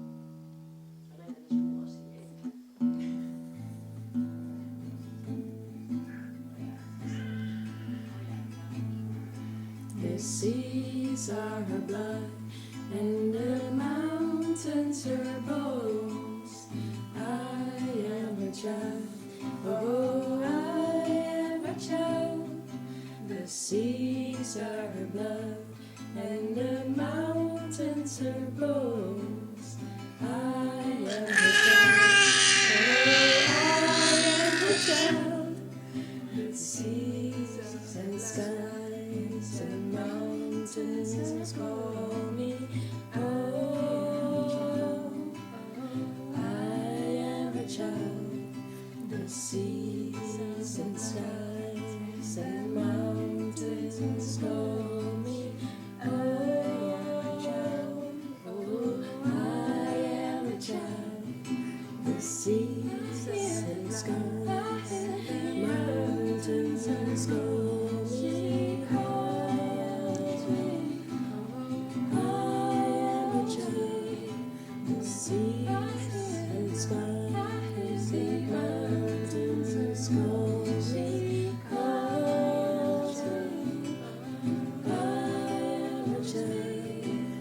seas and skies and mountains call me home. Oh, I am her child. Heel mooi. En Bob er lekker tussendoor. Ja. Jij wil ook meedoen, hè?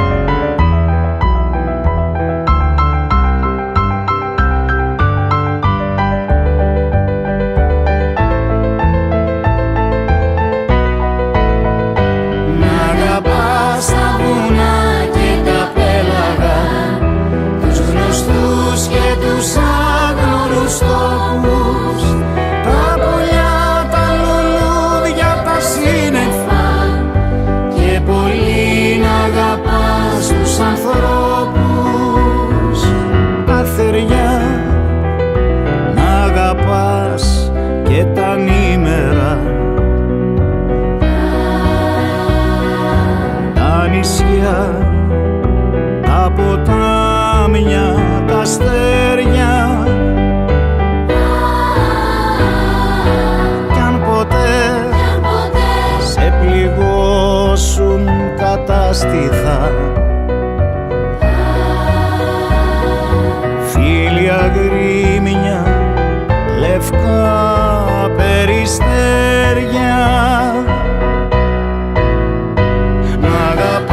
στα βουνά και τα πέλαγα, τους γνωστούς και τους άγνωρους τόπους, τα πουλιά, τα λουλούδια, τα σύννεφα και πολύ να αγαπάς τους ανθρώπους.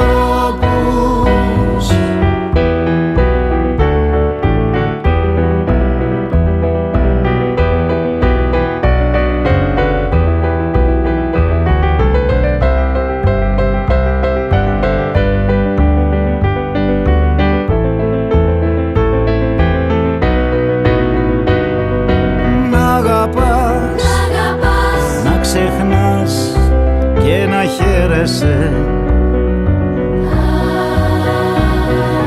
τη δική σου γαλήνη και Κίνα που μ' αγάπη το νου μας φωτίζουνε και βλασταίνουν αμάραντα κρίνα. Να αγαπάς τα βουνά και τα πέλαγα, τους γνωστούς και τους άγνωρους τόπους, τα πουλιά, τα λουλούδια, τα σύννεφα και πολύ να αγαπάς τους ανθρώπους. Να αγαπάς τα βουνά και τα πέλαγα, τους γνωστούς και τους άγνωρους τόπους, τα πουλιά, τα λουλούδια, τα σύννεφα και πολύ να αγαπάς τους ανθρώπους.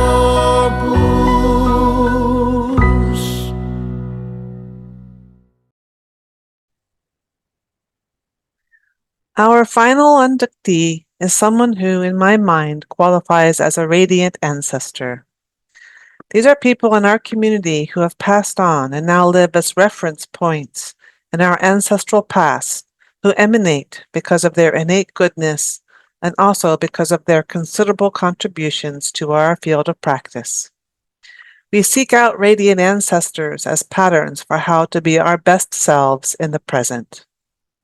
Eva Reich was born in 1927. As the daughter of Wilhelm Reich, she was no stranger to body-mind practices, and while she knew his work well, she chose a gentler path she called gentle bioenergetics. Eva graduated from the Women's Medical College of Pennsylvania and went on to practice as a country doctor in rural Maine, where she lived. She integrated verbal and body therapies for healing and growth, and was inspired to work with pregnant women, babies, and families.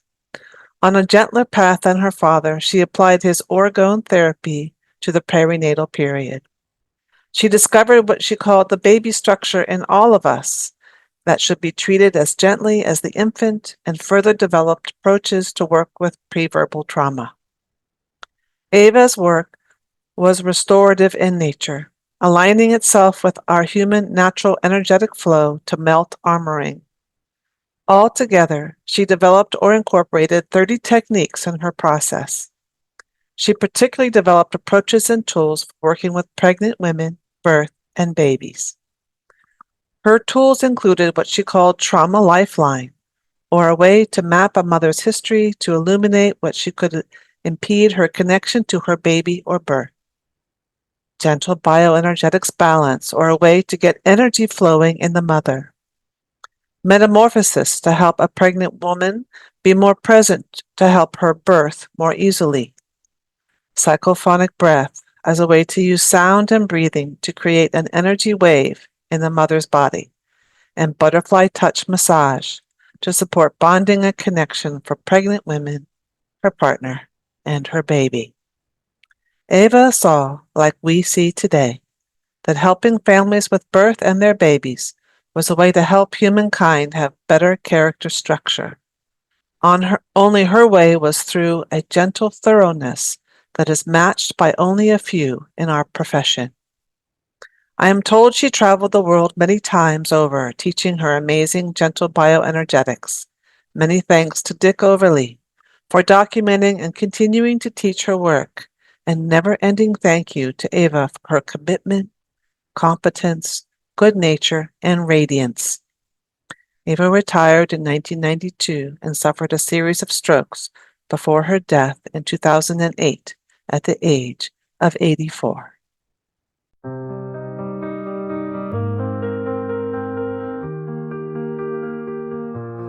Born in the shadow of fire and change, child of seekers, bold and strange. Eva carried a softer way, hands that healed, hearts that stayed. Butterfly touch, so light, so true. Best beginnings breaking through. Bioenergetics, orgone stream. She carried healing into our dreams.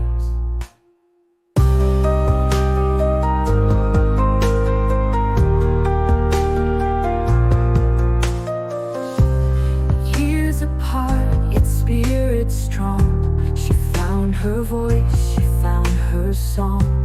Not with force, but calm release. Her gift to the world, a gentle peace. In the fields where the wild winds blow, art and science learn to grow. A family spreads both torn and tied. Still she carried the light inside. Across the oceans, across the years, she answered suffering, eased the tears. Quiet healer, steady flame, ever like a timeless name. Butterfly touch, so light, so true. Best beginnings breaking through. Bioenergetics, orgone streams. She carried healing into our dreams.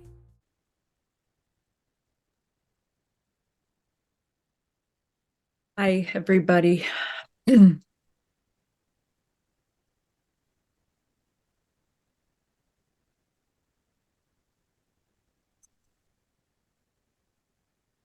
Wow.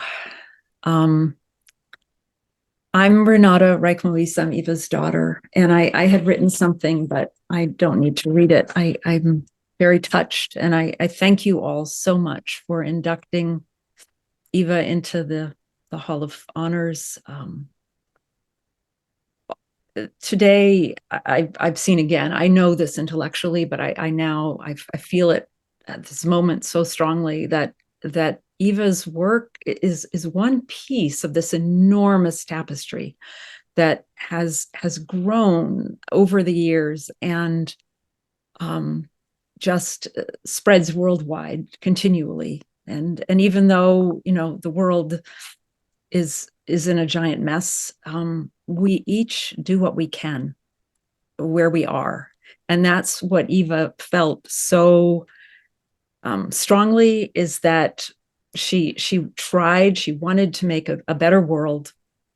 And she was brilliant, and she was so deeply feeling that her mission was to try to help the beginnings, the prenatal time, the connection, the bonding between mother and child, the time of birth, the time after birth, the love of between the parents, to help that to thrive and to grow.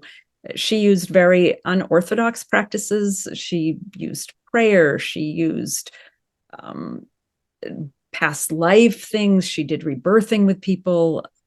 And somehow through all of this, she was able to spread what she knew to thousands of people all over the world. And I also, through caring for her through the last many years of her life, I strongly feel that what I learned from her helped me to then go on as my work as a midwife, and also to understand the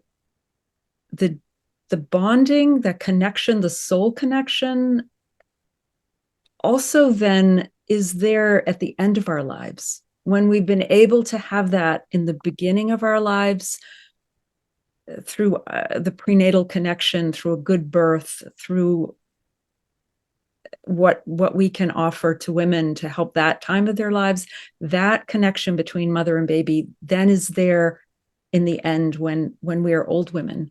And if our children are able, if they are able to be there, they will midwife us through our death. So it's an entire circle. It's there is so much to it, and I so appreciate Judith Weaver's work. I think she's on this, and Dick Weaver, who wrote with Eva. I feel that my mother did not write. She did not write because of the trauma she had suffered earlier in her life. Her father's books were burned by the Nazis and burned by the US government. So she poured her heart and soul into this work, but she did not write many books at all. And I appreciate so much your remembering her legacy. And my love is with you all. Thank you.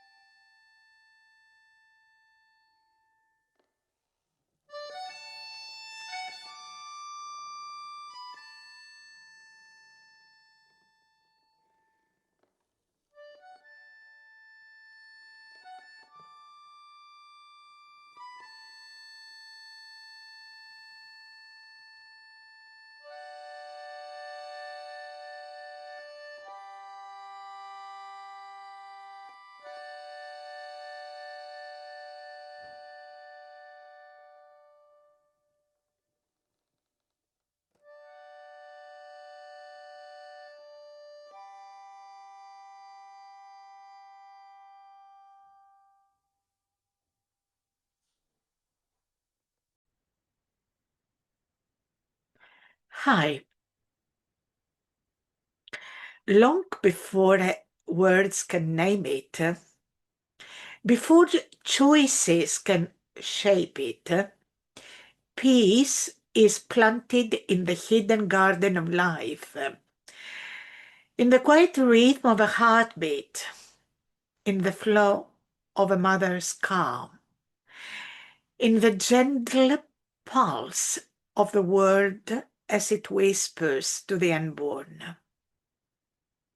Every sensation, every embrace of a presence, every moment of attunement becomes a seed, delicate yet eternal, ready to unfold across lifetimes.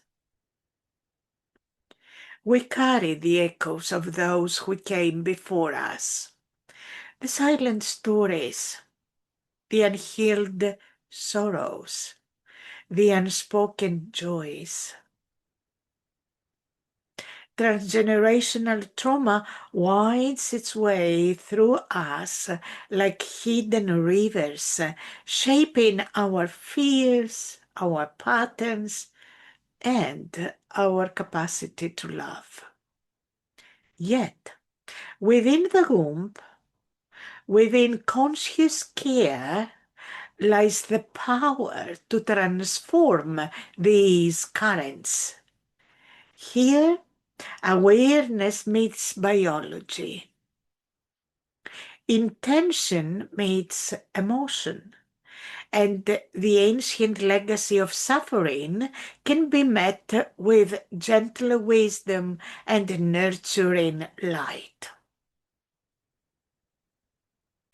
To cultivate a future humanity that integrates the seeds of peace, we must honor the beginnings.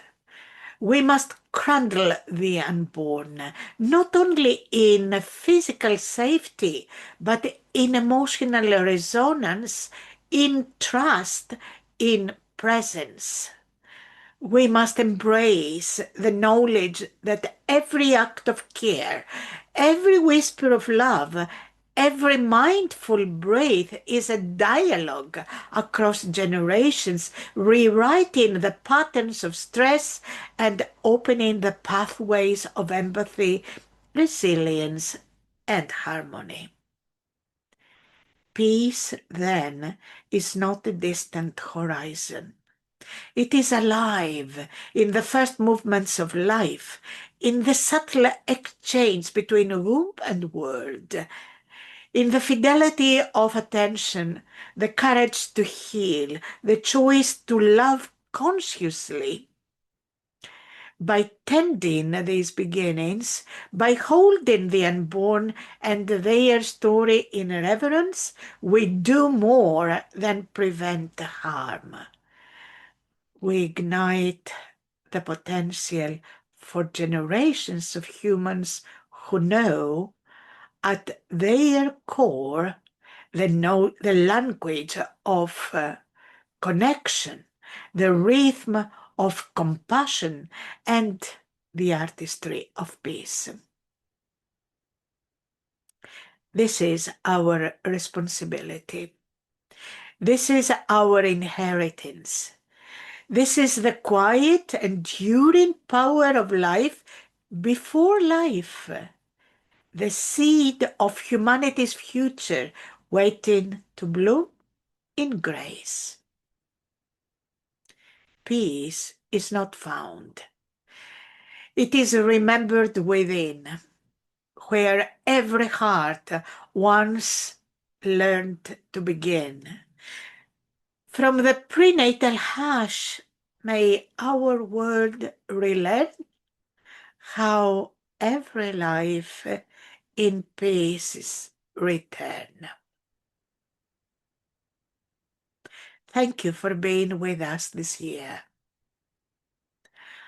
We'll see you again on the 12th of November, 2026, where new pioneers in the prenatal sciences will be honored for their services. From now on, the form where you can nominate the new ones you would like to see honored is active. Thank you. See you.